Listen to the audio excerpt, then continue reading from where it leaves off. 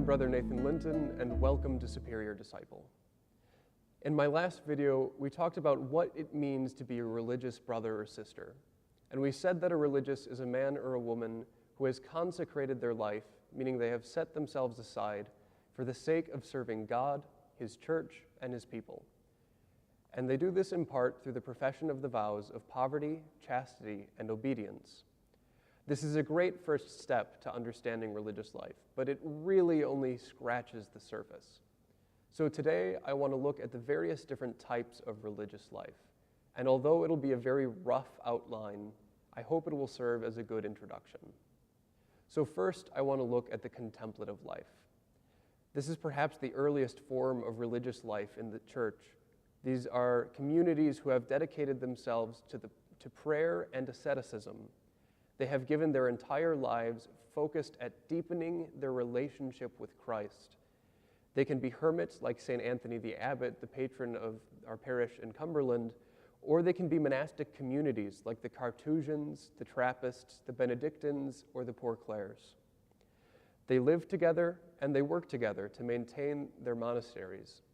But most importantly, they pray together. They pray the divine office 5 to 7 times a day, and they offer the holy sacrifice of the Mass.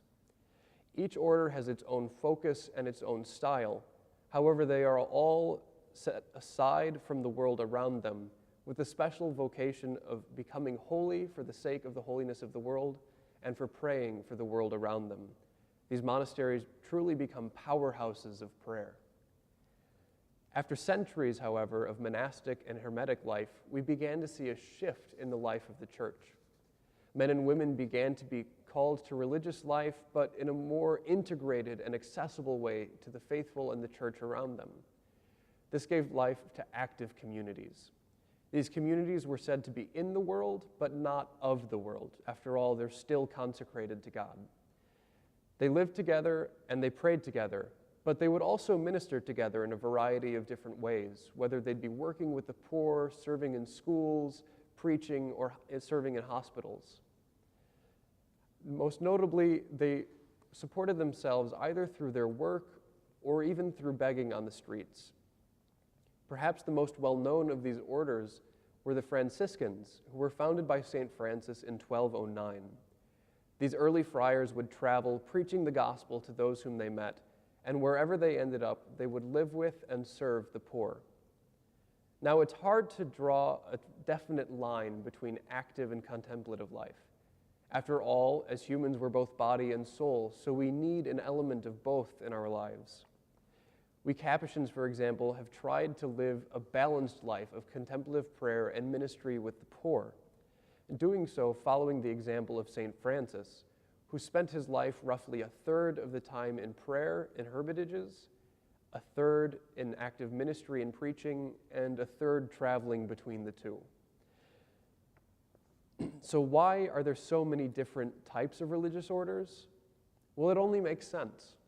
Our God is a God of creation, of creativity and love. Just as He filled the earth with an incredible diversity, so too has He called His sons and His daughters to a variety of ways of loving Him. There are so many different forms of religious life and so many different religious orders because God has called us each to love Him in the way that we can best love Him. Whether that's as a hermit, as a monk, or even as a Capuchin friar, God has called us religious to consecrate our lives to loving Him. I'm Brother Nathan Linton, and thank you for joining me here at Superior Disciple.